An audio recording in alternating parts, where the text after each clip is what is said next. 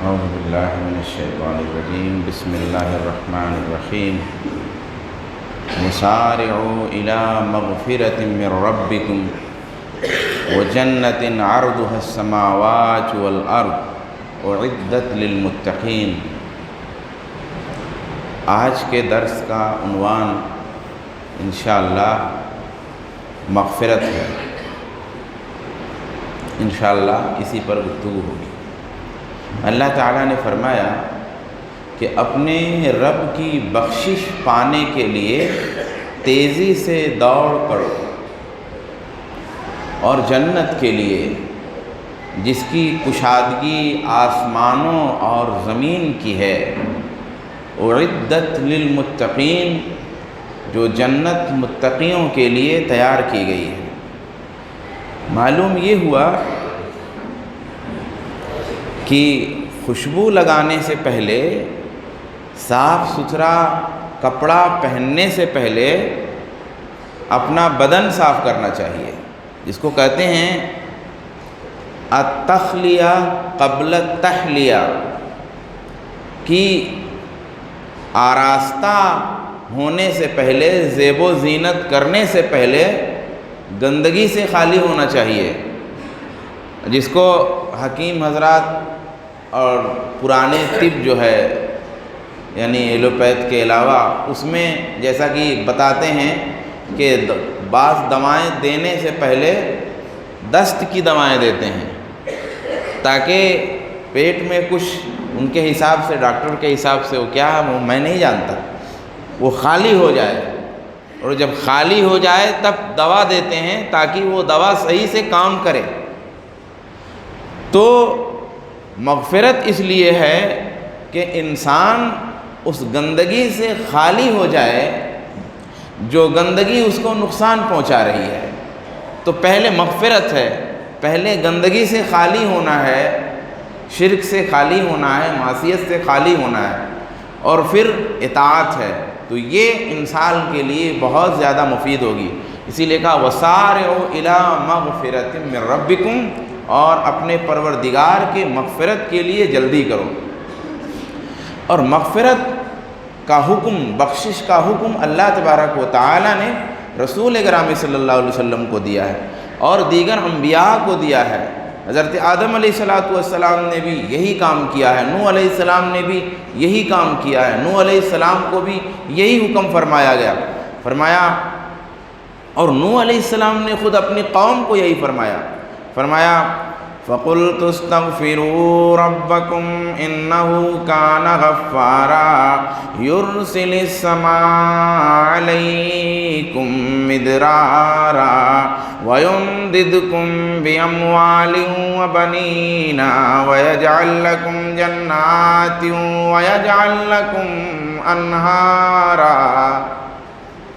فرمایا میں نے کہا، اے میرے رب، میں نے کہا کہ تم لوگ اپنے پروردگار سے بخشش طلب کرو، یقیناً وہ بخشنے والا ہے، اور وہ آسمان سے تمہارے لیے بارشیں برسا دے گا، اور تمہاری مدد کرے گا مالوں سے اور بیٹوں سے، اور تمہارے لیے باغات کر دے گا، اور تمہارے لیے نہریں جاری کر دے گا۔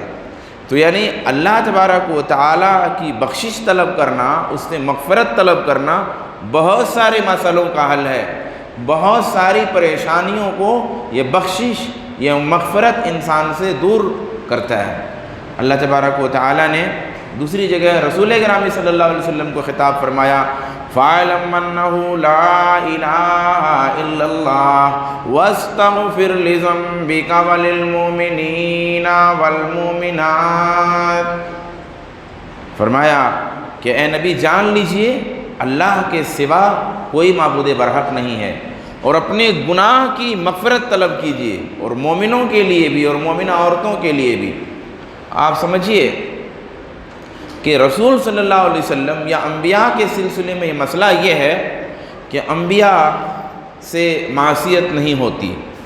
یہ امت میں ایک مسئلہ ہے کہ انبیاء سے گناہ نہیں ہوتا، اور انبیاء سے جو گناہ ہوئے ہیں، جو معصیت ہوئے ہیں، ان کے سلسلے میں یہ بات آتی ہے کہ وہ بہتر کے خلاف کم بہتر کا مسئلہ ہے، یعنی بہتر کے خلاف کم بہتر، یعنی جو کم بہتر کیا اس کو گناہ سے تعبیر کیا، یہ معنی بیان کرتے ہیں۔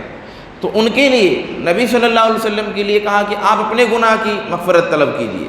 پیغام یہ ہے کہ انسان کو ہمیشہ اس فکر میں رہنا چاہیے کہ مجھ سے گناہ تو نہیں ہوا، انسان کو ہمیشہ اپنا عیب ٹٹولتے رہنا چاہیے۔ اسی لیے اپنے پیغمبر کے بارے میں بھی کہہ دیا کہ اپنے گناہ کی مغفرت طلب کیجیے۔ حالانکہ علماء کی ایک بڑی رائے یہی ہے کہ انبیاء سے گناہ نہیں ہوتے، وہ گناہ نہیں کرتے، ان سے گناہ نہیں ہوتا، ان سے جو ہوتا ہے وہ خلاف اولا ہوتا ہے، لیکن پھر بھی اللہ تبارک و تعالیٰ نے کہا کہ اپنے گناہ کی مغفرت طلب کیجیے۔ دوسری جگہ فرمایا ان المتقین فی جنات وعیون آخذین ما آتاہم ربہم انہم کانوا قبل ذالک محسنین کانوا قلیلا من اللیل ما یہجعون وبالاسحار ہم یستغفرون۔ اس میں جو اصل آیت مجھے بتانی ہے کہ کانوا قلیلا من اللیل ما یہجعون، وہ لوگ راتوں کو کم سوتے تھے، یعنی جن کو جنت ملنے والی ہے، اور جو لوگ اپنے رب کے دیے میں سے خرچ کرتے تھے اور دنیا میں جو لوگ بھلائی کرتے تھے تو ان کی بھلائیوں میں سے ایک بھلائی متعین کر کے بتائی گئی کہ کون سی بھلائی کرتے تھے، تو کہا راتوں میں کم سوتے تھے۔ اب یہ نہیں کہا کہ راتوں میں جاگتے تھے، راتوں میں جاگتے تھے یہ نہیں کہا، راتوں میں کم سوتے تھے۔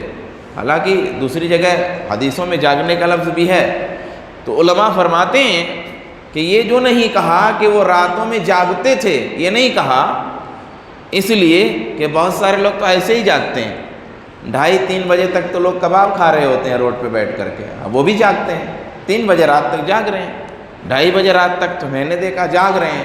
تو 2:30-3 بجے رات تک جاگ رہے ہیں، کچھ لوگ پوری رات ہی جاگ رہے ہوتے ہیں، مگر جاگ رہے ہوتے ہیں، بس وہ صرف جاگ رہے ہوتے ہیں، تو اس کی تعریف نہیں ہے۔ کہا وہ لوگ رات کو سوتے کم، تو اب کم سونے کی تعریف کی اس لیے کہ جو وہ سوتے تھے اس سونے کو عبادت کے لیے ذریعہ بناتے تھے، یعنی ان کی نیند عبادت کا ذریعہ بنتی تھی، اس لیے ان کے کم سونے کی تعریف کی۔ گویا باقی وقت جو ہوتا تھا وہ کیا کرتے تھے؟ کہا وبالاسحار ہم یستغفرون، سحر کے اوقات میں وہ مغفرت طلب کرتے تھے، سحر کے اوقات میں وہ لوگ بخشش طلب کرتے تھے۔ اچھا، اب وہ راتوں کو کم سوتے تو قابل تعریف ہے، لیکن اس کے بعد بھی وہ بخشش طلب کر رہے، وَكَانُوا قَلِيلًا مِنَ اللَّيْلِ مَا يَهْجَعُونَ، وہ راتوں میں کم سوتے اور پھر بھی کیا کرتے؟ وَبِالْأَسْحَارِ هُمْ يَسْتَغْفِرُونَ، اور سحر کے اوقات میں بخشش طلب کرتے۔ یعنی عمل بہت ہے، اتنا عمل ہے کہ رات میں سونا کم ہے، جتنا دوسرے سوتے اتنا وہ نہیں سوتے، پھر بھی وَبِالْأَسْحَارِ هُمْ يَسْتَغْفِرُونَ، وقت سحر میں اللہ سے بخشش طلب کر رہے ہیں۔ یعنی عمل کثیر ہے، زیادہ ہے، پھر بھی تقصیر کا احساس ہے، یعنی وہ لوگ عمل اور اطاعت تو زیادہ کر رہے ہیں مگر اسی کے ساتھ ساتھ استغفار کر رہے ہیں۔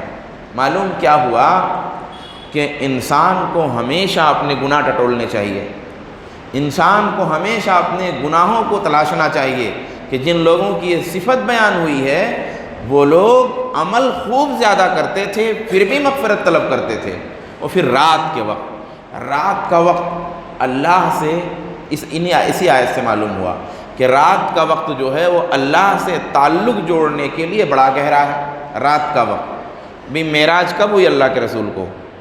رات میں ہوئی، یعنی اللہ کے رسول صلی اللہ علیہ وسلم کو نیچے سے اوپر بلایا گیا اور آسمانوں سے آپ جڑے، معراج میں گئے تو وہ کب ہے؟ وہ رات میں ہے، معراج رات میں ہوئی۔ ایسے ہی تہجد کب ہے؟ رات میں ہے۔ رسول اللہ کو تسبیح کا خاص طور پہ حکم کب دیا گیا؟ رات میں دیا گیا۔ اللہ تبارک و تعالیٰ آسمان دنیا پہ کب اترتا ہے؟ رات میں اترتا ہے۔ تو رات جو ہوتی ہے وہ بندے کے تعلق کو اللہ سے جوڑنے کے لیے بہت اچھا کام کرتی ہے، بہت تیز کام کرتی ہے، کیونکہ رات میں آپ کو کوئی دیکھ نہیں رہا ہوتا ہے تو ریا والا مسئلہ بھی کم ہو گیا، دکھاوے والا مسئلہ بھی کم ہو گیا۔ اب آپ رو کس طرح رہے ہیں، آپ کا چہرہ کس طرح بن رہا ہے وہ بھی کوئی نہیں دیکھ رہا ہے. کیوں؟ اللہ کے سامنے تو کوئی پردہ نہیں ہے. ہمارے چہرے کو اللہ نے بنایا، چہرہ بن رہا ہے کہ بگڑ رہا ہے، میں کیسے رو رہا ہوں، پوچھ رہا ہوں آنسو کہ آنسو نہیں پوچھ رہا ہوں، کیسے روئے جا رہا ہوں، یہ ساری کنڈیشن کا مجھے کوئی ٹینشن نہیں ہے. ابھی یہاں دعا مانگ رہے ہیں سب کے سامنے تو ذرا سا جھجکتا بھی ہے آدمی تھوڑا سا، لوگ پوچھنے نہ پڑے کہ کوئی یہ نہ سوچ لے کہ شاید کوئی مسئلہ ہوا ان کا جو اتنا زیادہ رو رہے ہیں، ہے کہ نہیں ہے؟ ابھی دعا آپ کر رہے ہیں کتنا زیادہ رو رہے ہیں تو کوئی پوچھنے نہ پڑے کیوں آنسو نکل رہا تھا، کوئی مسئلہ تھا کیا، یا ایسے آپ بغیر ہاتھ اٹھائے رو رہے تب تو مسئلہ ہو ہی گیا.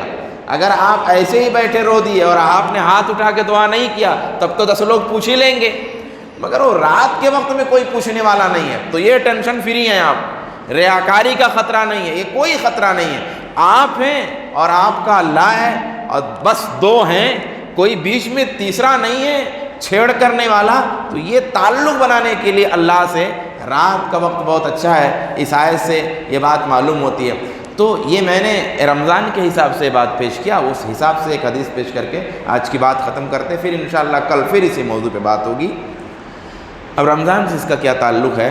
اللہ کے رسول کی حدیث ہے کہ رغم انف رجل ذکرت عنده فلم یصلی علیہ، اس آدمی کی ناک رگڑے مٹی پہ، ناک رگڑ اٹھے یا اس کی ناک میں مٹی لگے کہ جس کے پاس میرا ذکر ہوا اور مجھ پہ درود نہیں پڑھا، مطلب بہت بخیل ہے، صلی اللہ علیہ وآلہ وسلم نہیں کہا، اس کی ناک کا کالو. ورغم انف رجل دخل علیہ رمضان ثم انسلخ قبل ان یغفر له، اور اس آدمی کی ناک مٹی میں ملے جس کو رمضان کا مہینہ ملا، جس پر رمضان آیا پھر چلا گیا، آیا اور چلا گیا قبل اس کے کہ اس کی مغفرت ہو. یعنی رمضان کا مہینہ ملا پورا مگر اس کی مغفرت نہیں ہو سکی. وَرَغِمَ أَنْفُ رَجُلٍ، اور اس آدمی کی ناک خاک آلود ہو، أَدْرَكَ عِنْدَهُ أَبَوَاهُ الْكِبَرَ، کہ جس کے ماں باپ بڑھاپے میں ملے اس کو، فَلَمْ يُدْخِلَهُ الْجَنَّةَ، اور وہ ماں باپ اس کو جنت میں داخل نہیں کر سکے، تو بڑھاپے میں. کیوں بڑھاپے کا لفظ اس لیے استعمال کیا نا کہ جوانی میں ماں باپ کو جب تک طاقت رہتی ہے نا تب تک تو بچے ان سے خود ہی فائدہ اٹھاتے. تو کیا ابا کی خدمت کیا تو کیا کیا، کوئی ابا سے تو خود ہی بینیفٹ لے رہا ہے. امی اگر صحت مند ہے تو تیرے بچوں کو کھلا رہی ہیں تو کیا بینیفٹ، تو بینیفٹ تو لے رہا امی سے. ابا موجود ہے، طاقت ہے، تو کچھ نہ کچھ کر ہی رہے ہیں، تیرا گھر دیکھ رہے ہیں، تو باہر ہے.